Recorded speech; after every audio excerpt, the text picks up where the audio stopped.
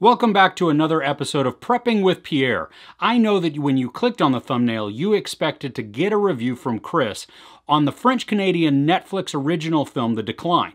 It's about a group of survivalists who go away to a camp to learn how to just make it in the world should everything just take a turn for the worse. In this episode, I'm going to teach you how to stockpile correctly your rice, your flour, your ammo, and 37 different crafts you can do with the 144,000 toilet paper rolls you have around your house.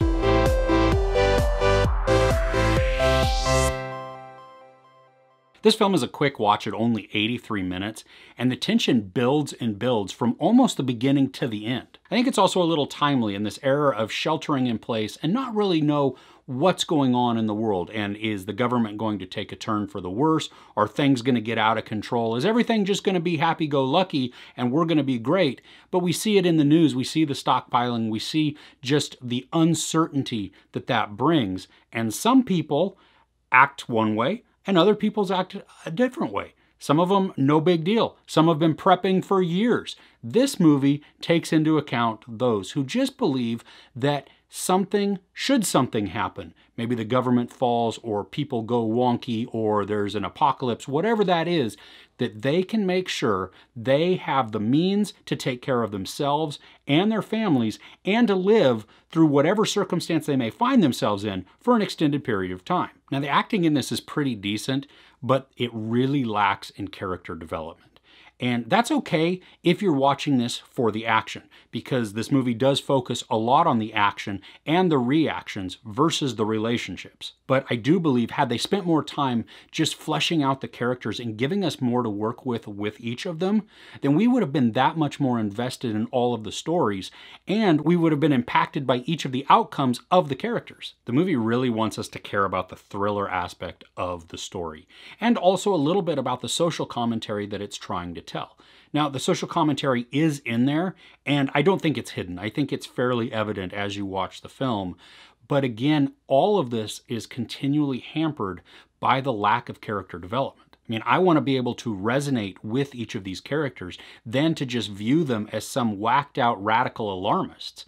And if I view them just as that, then there's no compassion, there's no empathizing with them. There's not really even anything other than, well, are they going to get killed? Are they going to make it? Are they going to beat each other up? Are they just going to hunker down and bury themselves in the snow until everything blows over?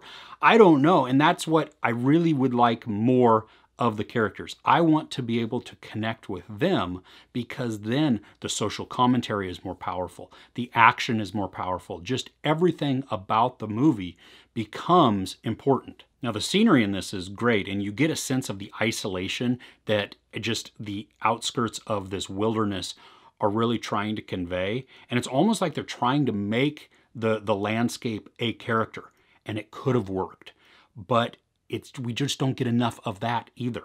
Like, everything is hinging on development, and even the landscape as character is lacking that development, because it could have been a very powerful tool in this entire social commentary that, had they added another 25-30 minutes to the movie, that they really could have delved in more and developed more and made it so that every bit of this, just all of the nuances, all of even the blatant parts of it, stand out as important, stand out as, ooh, I need to pay attention to this. I think the action in the movie works really well. I mean, it's executed particularly well. I did feel a sense of tension, of urgency as the story progressed. I mean, even at the very outset, I have this sense of unease, and there's something that's not quite right. And it sets off this little alarm in the back of my head going, ooh, we need to pay attention. I'm not sure I like where this is going. I mean, not in the story so much, but just as the feel of it, like, ooh, something bad may be on the verge here, but I can't really tell, because these people seem genuine. They seem nice. They're sure, they may be different from my viewpoint or my world outlook, but that's okay. That doesn't make me hate them. And so then when stuff does happen, the action is already meeting that unease, that just that sense of foreboding, of something not quite right, waiting for the shoe to drop, something like that, because it is a thriller. And you're, oh, I want to be on the edge of my seat. And for parts of it, I was, but only for the action sense.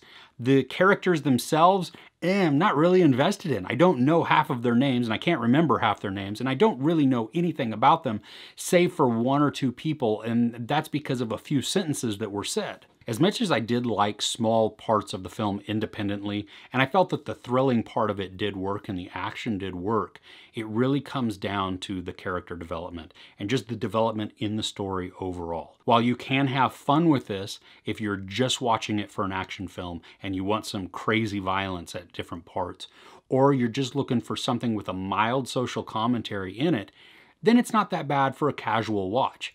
If you're looking, though, for something that can really invest you in the character, something that you can just grab hold of and really, really enjoy, this isn't going to be it. There's no sex or nudity, there is a lot of profanity and some brutal graphic violence.